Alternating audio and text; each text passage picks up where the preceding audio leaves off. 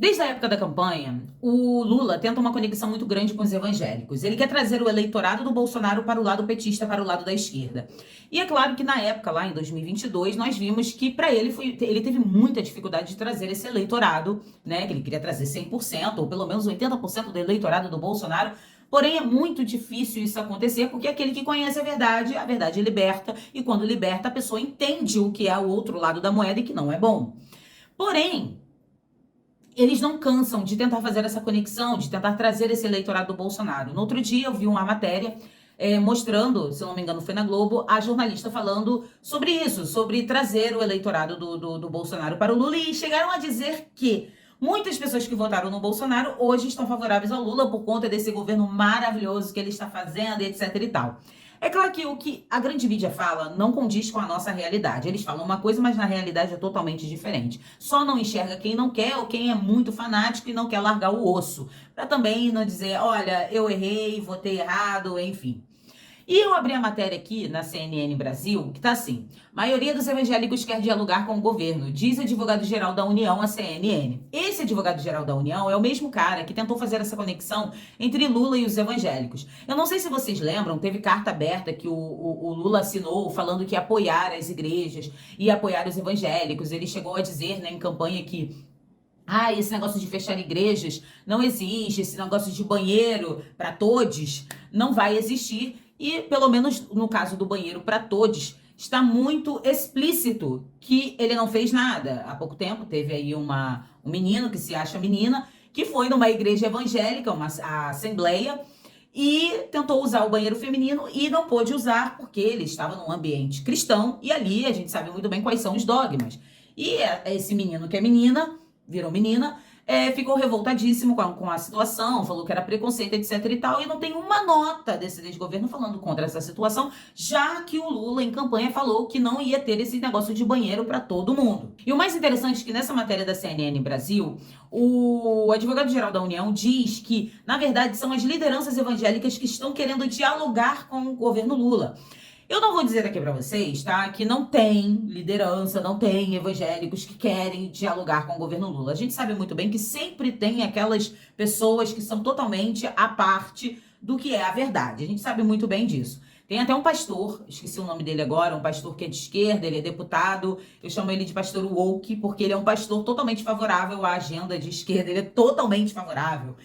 Tudo que a esquerda prega, ele é a favor, ele fala que é o certo. Eu não sei se ele não leu a Bíblia, se ele é ignorante ou se ele só surfa na onda mesmo. Porém, ele é um pastor woke. Então a gente sabe que existe esse tipo de liderança que vai na onda do PT porque para eles é muito melhor por algum motivo. Só que é interessante ressaltar o seguinte, esses evangélicos que apoiaram esse desgoverno, acreditando que esse desgoverno ia apoiar a igreja com seus dogmas, com suas leis e etc., bateram com a cara na porta porque o Lula passou a perna nesses evangélicos. E eu digo isso porque todas as pautas que têm a ver com o conservadorismo, por exemplo, né, retirar o filho do útero da mãe, transição de menino para menina, menina para menino, ele está sendo favorável.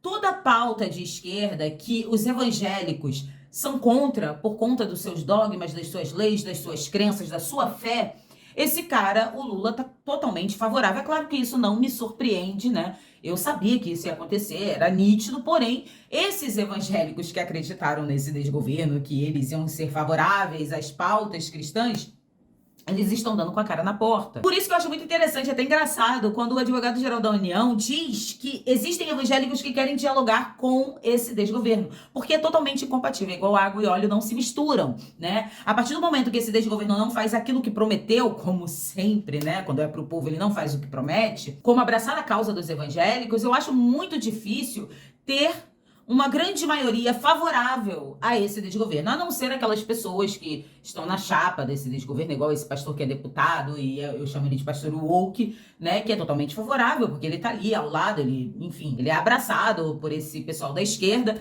né, sendo usado como massa de manobra. Eu não sei se ele sabe disso, mas ele é usado como massa de manobra, porque enquanto eles precisarem do pastor para poder falar que, isso aqui que a gente prega, tá, que a gente tá falando sobre a ideologia de esquerda, tá na Bíblia, ele será a pessoa ali do marketing para poder propagar essas inverdades, para poder trazer mais pessoas para o lado da esquerda, para o lado do desgoverno, é claro. É uma pessoa totalmente descartável para essa ideologia. A partir do momento que eles não precisarem mais de ter um pastor, um bispo, um padre favorável à ideia deles, eles vão descartar, não sei como, mas eles vão descartar de alguma forma. Aí eu peguei uma postagem aqui da deputada Bia Kicis, que tá assim: Lula barra trecho da LDO que cita família tradicional e mudança, né, para ser todes, se é que vocês me entendem. LDO é Lei de Diretrizes Orçamentárias, ou seja, para onde esse dinheiro vai? Ele vai para a família tradicional? Ele vai contra a essas pautas que os cristãos são contra? Eles vão botar dinheiro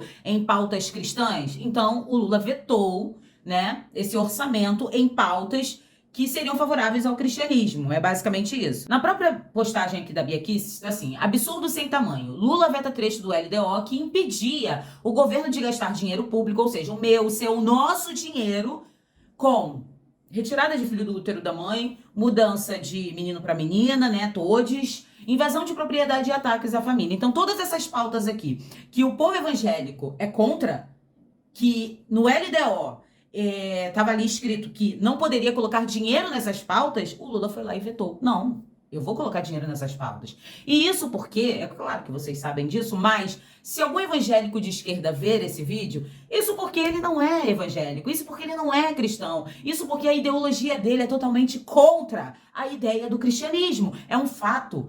O fato já se vê através desse veto, né, que o Lula fez na LDO. E é claro que na postagem aqui da Bia Kicis, ela deixa bem claro que eles vão lutar para derrubar esse veto desse desgoverno. Mas percebam a forçação de barra que esse desgoverno está fazendo para poder angariar mais evangélicos para o lado deles.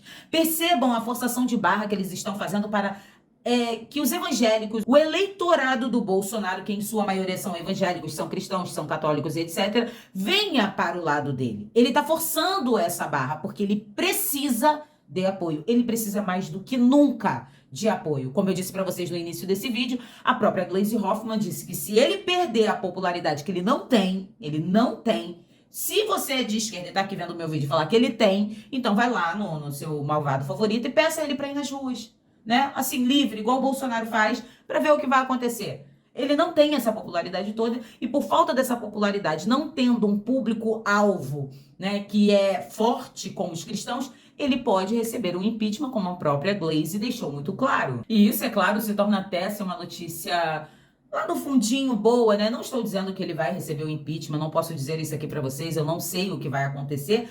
Porém, quando a Gleisi Hoffmann fala isso por falta de popularidade do malvado favorito dela, cria uma esperança no nosso coraçãozinho que a falta de popularidade dele pode fazer com que ele se retire do cenário político. Então, mal ou bem, isso é uma notícia boa, mesmo que seja com uma expectativa muito baixa, mas é uma notícia boa. E é claro que, como eu já disse para vocês, os cristãos, os libertos, os verdadeiros cristãos que sabem da Bíblia, sabem o que é comunismo, sabem que tudo isso é incompatível, eles nunca vão para o lado desse desgoverno. E é aí que fica aquela pulguinha atrás da orelha. Não tendo o público-alvo, né, o público que eles querem, quais serão as iniciativas que eles vão tomar para trazer esse público para o seu lado? O único receio que eu tenho dessa situação toda, e que pode desbancar ali a fala dele em campanha, é que ele comece a querer, né, sei lá, leve isso para o coração, como ele faz com tudo, né, e queira, vamos dizer assim, ficar atrás do povo cristão, com raiva no coração, se é que vocês me entendem, porque não conseguiu aquilo que ele queria. Isso realmente pode acontecer, não estou dizendo que vai acontecer, mas pode acontecer, e é isso que me preocupa um pouco, porque eu sei que ele não vai conseguir esse público que é alvo deles no momento. Mas, como a própria Bíblia diz, né, no mundo tereis aflições, mas tem de bom ânimo, pois eu venci o mundo. Então, meu amor, com Deus na frente, a gente sempre tem força, né? Como o Olavo de Carvalho falava, não parar, não precipitar e não retroceder. Nós não vamos parar nunca. Muito obrigada pela atenção de todos vocês. Se inscrevam, compartilhem, dê o seu like, comente, me sigam nas redes sociais. Todos os links estão na descrição desse vídeo. E até o próximo.